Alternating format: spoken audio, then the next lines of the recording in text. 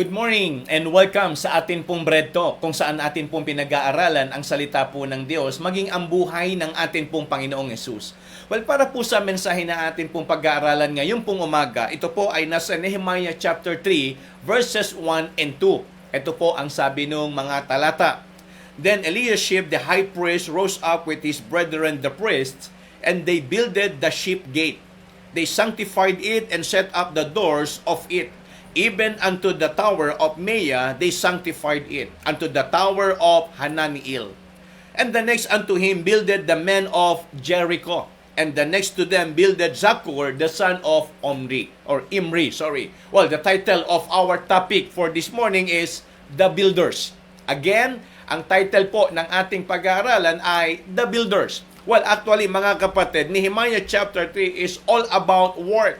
How individuals pitched in and did the work together, coordinated and led by Nehemiah. In this chapter, makikita nyo rin po kung paano naging matagumpay yung leadership nitong si Nehemiah. Kasi nga po, mga kapatid, lahat ng mga tao, ay nagkaroon ng masasabi po nating kooperasyon, pakikiisa, at meron po silang ginawa para sa wall or para sa bayan ng Panginoon. At kung babasahin po ninyo, yung kabuuan nito pong chapter 3 na ito, meron din po kayong mapapansin, mga kapatid. Hindi lang po sila yung nagkaroon ng masasabi po nating, kumbaga pakikiisa sa ginagawa, kundi even yung kanilang mga anak. Kasi mapapansin po ninyo, pag binasa niyo po yung kabuuan, mababasa niyo po dyan, the son of ganito, the son of ganyan. So, ibig sabihin, ito po ay nagpapakita lamang, ng kanila pong naging, kumbaga, legacy. O kaya yung, pagbibigay nila ng pagkakataon na yung kanilang sarili at yung kanilang mga anak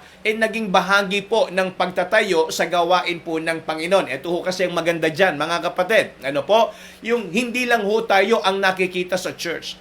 Yung hindi lang po tayo ang nagagamit. Even yung mga anak din po natin or yung mga young people sa church, makita po natin na meron pong nagiging bahagi at nagiging kasali rin po sa gawain po ng Panginoon. Kasi maganda po na tayo ay nai-involve.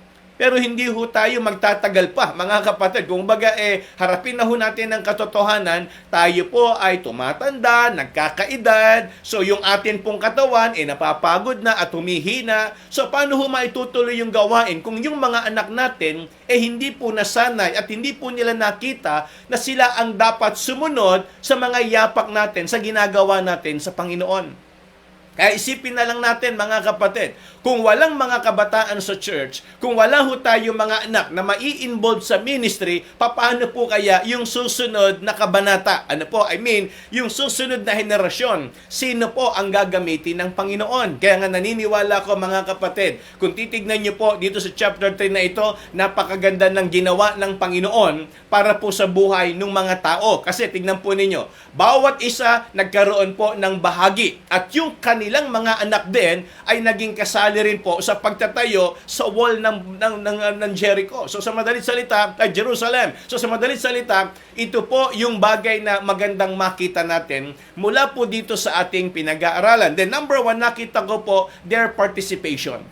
Kasi po tignan po ninyo, iba't ibang gate yung kanilang inayos kasi yan po yung sinimulan nila binabantayan nila yung bawat dadaanan, yun po yung una nilang inayos. So, tingnan po ninyo, nandyan po yung gate ng ganito, nandyan yung gate ng... So, lahat ng gate, inayos na simultaneously. So, sa madalit salita, dito ko po nakita yung kanilang partisipasyon. Tandaan po ninyo, mga kapatid, sa ministry, hindi po issue rito kung sino magaling.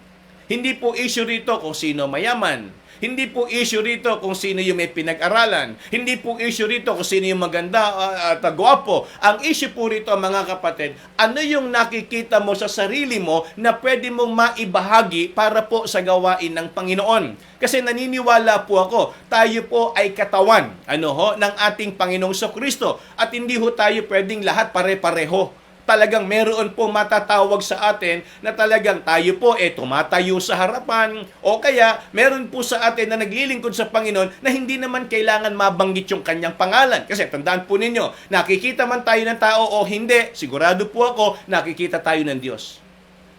Naintindihan nyo mga kapatid? Yung ating ginagawa sa Panginoon, sa anumang larangan, naniniwala po ako, nakikita ng Panginoon yung lahat ng atin pong ginagawa, yung atin pong partisipasyon, at kung paano tayo nagiging bahagi ng gawain ng Panginoon. Kaya ito ang maganda. Pag binasa nyo yung chapter 3, mga kapatid, matutuwa po kayo, mabebless kayo, at matcha-challenge kayo. Kasi yung kabuuan nito, makikita po ninyo, iba't ibang lahi, iba't ibang pamilya. So, meaning, na-challenge ni Nehemiah, hindi lang po yung mga tatay para magtayo, kundi yung buong pamilya ay nagkaroon po ng partisipasyon para po itayo yung wall ng Jerusalem. So imagine niyo mga kapatid, yan yung kalooban ng Panginoon sa gawain din niya sa panahon po natin ngayon na ang maganda ang makita sa church, hindi lang mga nanay. Maganda ang makita rin sa church, meron din mga tatay. Maganda makita sa church, meron din mga anak. Hindi tayo matagumpay kapag tayo lang ang nasa gawain. Tayo po ay nagagamit, tayo po ay blessing sa ministry, pero naniniwala po ako, malaking factor at malaking bagay pa rin na makita na yung atin pong pamilya, hindi man natin ma-perfect. Yung mga nagagawa ng mga kasama natin sa bahay, hindi man tayo lahat pare-pareho ng spiritualidad, pero at least nakikita tayo sa gawain ng Panginoon na meron tayong ginagawa kahit papaano. So kasi yun yung maganda Yun ang masayang pamilya, yun ang matagumpay na pamilya sa harapan po ng Panginoon. Kasi kung titignan natin, paano ba natin makikita na tayo po ay magiging matagumpay sa harapan ng Diyos? Hindi sa larangan ng mga nagagawa natin sa buhay, kundi kung paano po tayo nagagamit at nagiging bahagi sa gawain ng Panginoon. Tandaan po ninyo, hindi ba't kaya sila nagtatayo ng wall, sila ay bagsak? Kaya nila nire-repair yung mga pader at yung mga harang kasi nga sila po ay bagsak. Sila po ay nandoon sa kalagayang nakakahiya, unprotected, so pangit yung kanilang sitwasyon. Pero kahit pangit yung kanilang kalagayan, may magandang nakita sa kanila. Alam niyo po kung yung nagkaisa sila. Yung nag-participate sila sa meron pong magagawa para sa Panginoon. Kaya nga yan yung unang bagay na nakita ko po mga kapatid, yung kanilang partisipasyon ay napakahalaga. Kasi po kahit gaano kagaling si Nehemiah na mag-motivate, kahit gaano kagaling si Nehemiah sa gusto niyang gawin na itayo para sa Panginoon, kung yung mga tao naman ay hindi po magpa-participate, wala hong silbi yung ganda ng plano. Wala hong silbi yung ganda ng programa. So parang sa gawain din ng Panginoon. Kung meron tayong proyekto, kung meron tayong gustong gawin, kung meron tayong gustong i-accomplish, kahit maganda yan at nakakatulong, kapag ang tao hindi sumama at hindi nag-participate, baliwala yung ganda. Kaya nga mga kapatid, maganda makita natin, paano ba tayo pwedeng maging bahagi ng pagtatayo sa gawain ng Panginoon? Paano ba tayo magiging bahagi para ang gawain ng Diyos ay lalong maging, alam niyo, malakas, maimpluwensya, at malago sa harapan po ng Panginoon. Yan ang dapat maging goal ng gawain ng Panginoon. Yan po ang dapat maging vision at direksyon ng ginagawa natin sa harapan po ng Panginoon. Kaya napakahalaga po ng ating participation. And then nakita ko po, hindi lang yung participation, but also their partnership.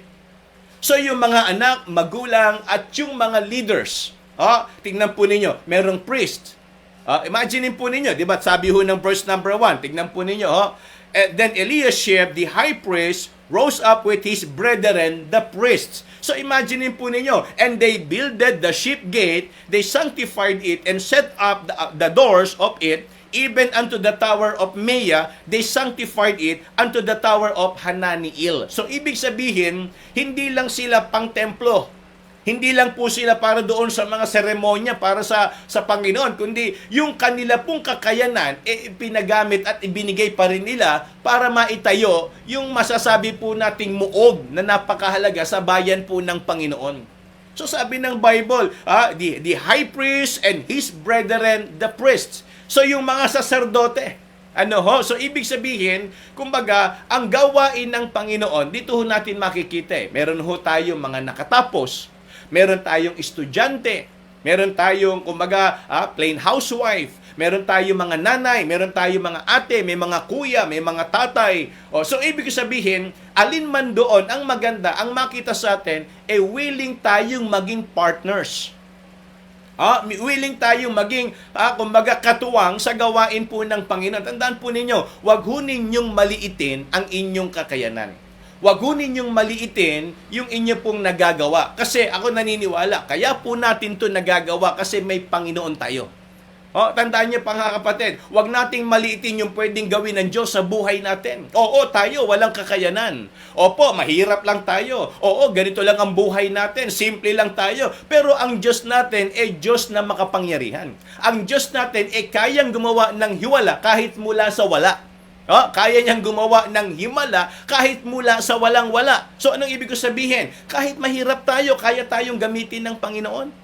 Kahit simple at ordinaryo lang tayo, pwede tayong gamitin ng Panginoon. Basta tayo po willing lang na maging kapartner ng Panginoon at ng mga naglilingkod sa gawain ng Diyos. Kaya yan po ang nakita ko. Kasi imagine po ninyo, anong meron sila para itayo yung wall? Di ba bagsak nga po sila? Mga kapatid, naintindihan po ninyo, hindi ba't bagsak nga sila, ang kanilang moral, bagsak, ang kanilang, kumbaga, katawan, bagsak, kasi wala rin silang makain. So, spiritually, bagsak sila. Pero paano sila nakapagtayo ulit? Paano nagkaroon ng masasabi nating revival? Paano nagkaroon ng rebuilding? Dito ho sa panahon na ito. Kasi nga, nakita nila na ang gagawa sa gawain ng Panginoon ay hindi ibang tao.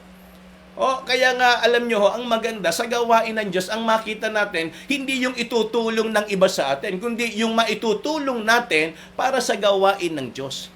Kasi wag ho tayong tumingin sa labas. Wag ho tayong tumingin sa mga malalaking simbahan. Wag tayong tumingin sa mayayaman. Wag tayong tumingin sa mga maimpluwensya at makapangyarihan. Ang tignan natin, yung sarili natin, paano ba ako pwedeng maging kapartner ng gawain ng Diyos? Yun ho yung maganda mga kapatid. Huwag tayo nakatingin sa tulong ng iba. Dapat ang tinitignan natin, yung gagawin ng Diyos sa atin para tayo ay maging kabahagi ng gawain ng Panginoon. Kaya napakahalaga ng partnership. Mga kapatid, napakahalaga. Kaya nga dapat kilala natin ang sarili natin, dapat alam natin kung saan natin dapat ilagay yung ating mga sarili pagdating sa usapin ng gawain, pagdating sa usapin ng paglilingkod. Kasi tingnan po ninyo, itong mga priest na ito, hindi naman to para humawak ng martilyo. Hindi naman to para humawak ng lagari. Pero yung kanilang kakayanan at yung kanilang pwedeng magawa, anong sabi ng Bible? They sanctified it. They put or they set up the doors in order. So sa madaling salita, ang trabaho namin, ayusin, i-sanctify, gumawa ng programa, i-motivate yung mga tao. So yun ang ginawa nila. Binigay nila yung pwede nilang maibigay para makatulong sa gawain ng Panginoon. Mga kapatid, napakahalaga po ng partnership. Wag ho tayong magpataasan, wag ho tayong mag-agawan ng ginagawa sa Panginoon. Ang isipin natin, ano yung pwede kong magawa at saan ako pwedeng magamit ng Panginoon. Kumbaga, mag-enjoy na tayo sa mga bagay na pinakikita at pinagagawa sa atin ng Panginoon. Doon natin galingan, doon natin ibigay yung ating best. Kaya nga, yun ho yung nakita ko, mga kapatid, na kalooban ng Diyos sa bawat isa po sa atin. Lalo na po sa panahon natin na tayo po ay nagagamit at naglilingkod sa gawain po ng Diyos. And not only that, but also their perseverance. Alam nyo ho ba kung babasahin natin ito pong istoryang ito, hindi naman ho naging madali yung kanilang pagtatayo. Gaya na sinabi ko kanina, bagsak po sila, emosyon, yung kanilang moral, yung kanilang katawan physically, yung kanilang spiritual. So sa madaling salita, kahit saan mo tignan doon, mga kapatid, wala silang magagawa. Wala silang kakayanan. But nakita ko po yung kanilang perseverance. Yung espiritong hindi sumusuko. Kahit si Nehemiah, kung tutuusin, para marating niya yung bayan ng Panginoon, kailangan pa niyang maglakbay ng ilang araw para makarating sa Jerusalem. At kailangan pa niyang dumaan sa, kumbaga, mga mapapanganib na lugar na kung saan pwede siyang mapatay. Kaya nga, di ba, kung maalala po ninyo, yung naging pag-aaral natin nung last Monday, patungkol po roon sa ginawa ni Nehemiah, yung kanyang dangerous na desisyon or yung masasabi po nating request. Imagine po ninyo, dadaan siya sa mga bayan na kalaban nila, pwede siyang mapatay. Pero again, mga kapatid, kung paanong itong si Nehemiah, ganun niya ginawa at ipinakita una sa Diyos at sa mga tao na kaya niyang magtiis, kaya niyang maghirap, kaya niyang magsakripisyo, kaya minotivate niya yung mga tao. walang ibang magtatayo. Tandaan po ninyo mga kapatid, ng wall ng Jerusalem kung hindi sila rin. Hindi ho tatayo ang mga kalaban para itayo yung kanilang wall. Tandaan niyo po yan mga kapatid. Hindi itataguyod ng unbelievers yung church na ipinagkatiwala sa atin ng Panginoon. Wala pong ibang magtataguyod ng gawain ng Diyos kundi tayo rin mga nasa loob ng gawain ng Panginoon. Naniniwala po ako kung dumating man sa kanila si Nehemiah, kung titignan po ninyo sa istorya nito, sa history, si Nehemiah, taga doon po sa bayan na yon. Nandun yung kanyang mga magulang, nandun yung kanyang mga lahi, at kung bakit siya na-promote, yun po ang naging, kumbaga, simula ng kanya pong karir. Doon po siya na-promote, mga kapatid. So sa madalit salita, ito ho ay pangyayari na, kumbaga, maging paalala po sa ating lahat. Tandaan niyo mga kapatid, walang ibang dapat bumalikat. Walang ibang dapat magkaroon ng pagmamalasakit at pagmamahal sa gawain kung hindi tayo mismong nasa gawain. Kaya tignan po ninyo, anong ni-request nitong si Nehemiah sa king? Payagan siya na pumunta sa kanilang bayan dahil bagsak. Payagan siya na makatawid doon sa mga dadaanan niya. Pero hindi sinabing magdadala ko ng mga sundalo, magdadala ko ng mga tauhan na magtatayo ng wall ng Jerusalem. Hindi siya naghanap ng tulong sa iba't iba, kundi ang sabi ng Bible, ang minotivate niya yung mga tao mismong bagsak. Yung mga taong mahirap, yung mga taong nanlulumo, yung mga tao na walang magagawa sa tingin nila sa kanilang sarili dahil sa kanilang kalagayan. But sabi ng Bible, sila ang tumayo at sila ang nag-build. Kaya nakita ko po mga kapatid, yung perseverance. Tandaan po ninyo, yung maayos ang kalagayan mo na may gagawin ka para sa Panginoon, may atake na kagad dyan. Maayos ka na, pahihirapan ka pa ng kaaway. Di lalo na ho yung hindi ka maayos at may gagawin ka sa Panginoon, pahihirapan ka pa ng kaaway. Mas matindi po ang challenge doon. Mas matindi po ang hirap noon, mga kapatid. Kaya nga, nakakahanga itong mga tao ito. Bakit? Kasi po, sa kabila ng sila'y bagsak, pilit na tumatayo, pilit na ginagawa pa rin yung kalooban ng Diyos. Ang nakakalungkot, hindi naman ho tayo bagsak, pero parang hindi maramdaman ng Diyos na nagpipilit tayong magamit para po sa gawain ng Panginoon. Kaya nga sana mga kapatid, isipin natin ito, napakahalaga po ng wall para sa Jerusalem, sa bayan ng Panginoon. At para po sa ating paglulundo, ito po ang sabi ng Colossians chapter 3, verse number 17.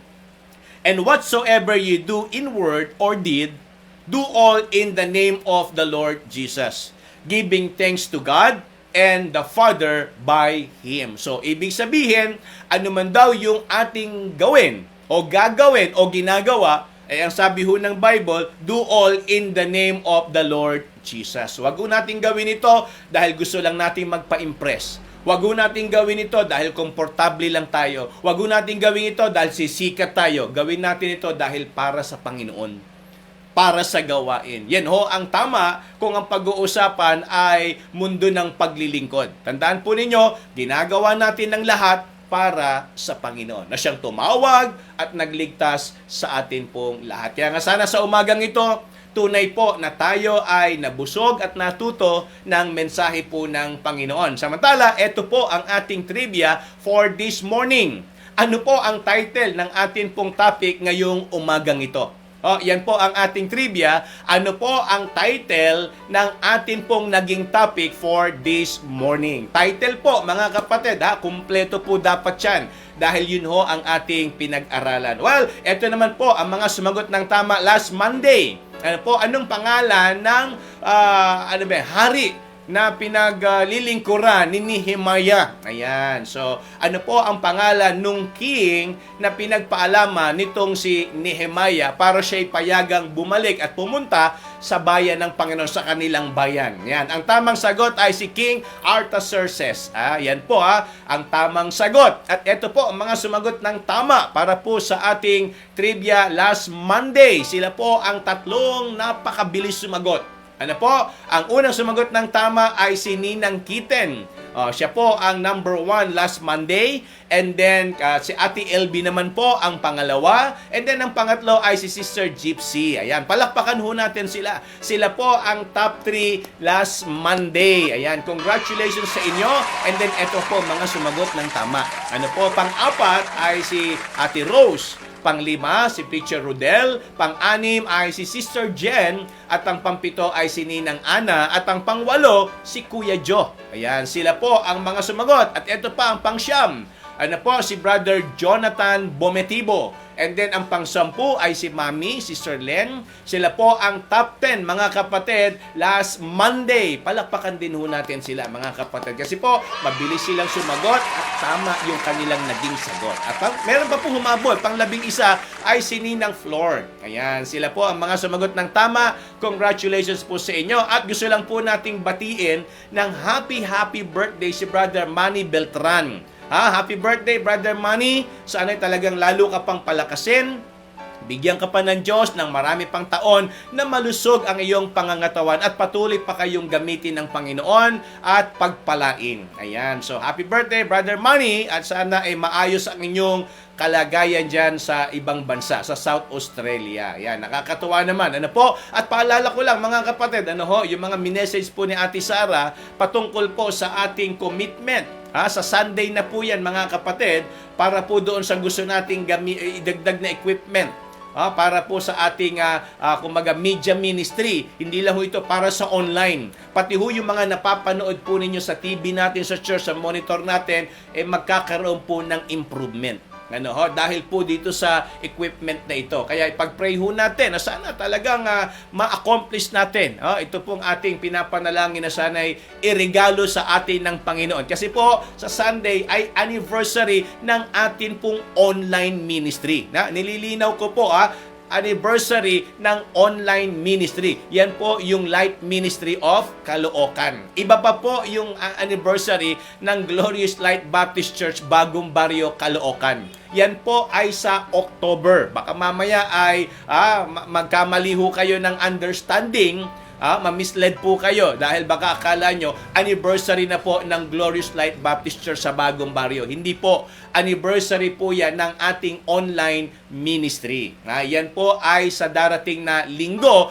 at umaga po natin gagawin. Ayan. So, malinaw po, mga kapatid. So, gusto lang natin batiin ngayong umaga si Brother Leo Aranuez. Ayan, kasama natin this morning. Brother Leo, good morning. And maging kay Ate Vilma, dyan po yan sa Valenzuela, si Ate Vilma Bautista, at si Kuya Joel Bito ng East, Bagong Barrio. At masaya tayo ngayong umaga, kasama natin si Ate Jean Galit ng Malabon. Ayan, ito yung may bahay ni Brother Ronnie. Good morning, Ate Jean. At maging si Ate Tessie Lopez, mula po dyan sa Letre, Caloocan. Nako, good morning, Ate Tessie. Sana'y maayos po ang inyong kalagayan dyan. Masaya po kami na kayo lagi naming nakikita sa gawain. Maging sa online. Maging sa online, isa rin po sa mga aktibo, ayan si Ate Tessie. Kasama ho natin. And maging si Milet Delara ng East Bagong Barrio. Ayan, good morning, Milet. At sana talagang magtuloy-tuloy ka pa sa Panginoon at lalo ka pang lumago sa salita ng Diyos. And sama ho natin sa prayer si Kapleo Kagawan. Maging si Nanay Olivia Tahuna, si Kuya Ray Cortez, at yung patuloy na paggaling at paglakas ng katawan ni Sister Sherry Rose de la Cruz. Sana talagang patuloy na maging okay na. Yan yung kanyang kalusugan. Sister She, makakaasa ka na talagang sinasama ka namin sa pananalangin. At maging si Nanay Bilen, yung mother ko po, mga kapatid, please include nyo po siya sa pananalangin. At mamayang gabi, Wednesday po ngayon, huwag nyo makalimutan, meron na tayong prayer meeting sa church. At paalala ko po, mga kapatid, mahalaga po na tayo ay pumupunta sa bahay-sambahan ng Panginoon, hindi lang para makinig ng salita ng Diyos, kundi makapagpanalanginan sa isa't isa. Sapagkat yan po ay iniutos at tinuro din po sa atin ng Panginoon na wag ho nating makalimutan ang manalangin. Men always to pray and not to fail. Wag ho tayo mapagod. Wag ho tayo magsawa na manalangin sa Panginoon sapagkat yan po ay pakikipag-usap at nagpapatibay po yan ng ating relasyon sa Panginoon. Yan ho yung ating Sunday School, mga kapatid. Kaya nga, sa darating na linggo, itutuloy ho natin yung ating ginagawang pag-aaral ng salita ng Diyos sa atin pong Sunday School. Ayan. Again, maraming salamat po sa lahat na dyan ngayong umaga. Ingat po tayo palagi and good morning to everyone.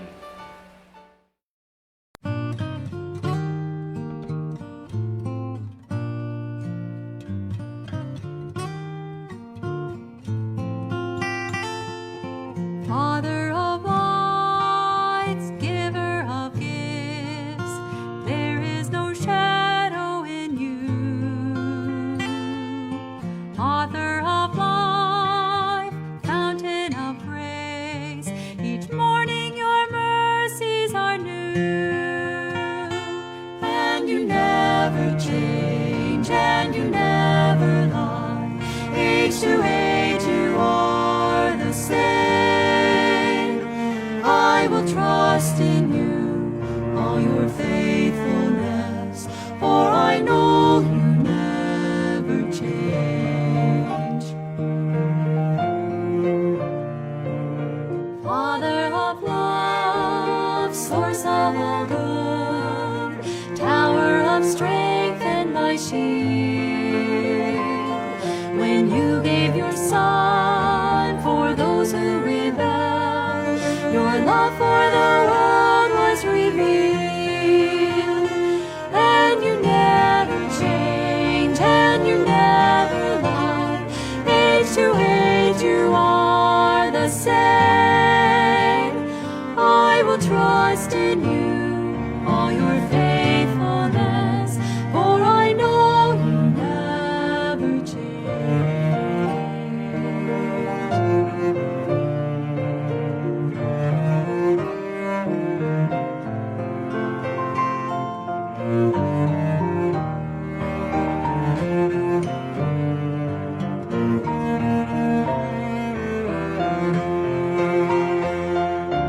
Father of peace, help all the weak, though mountains fall into the sea, though tempests may rage.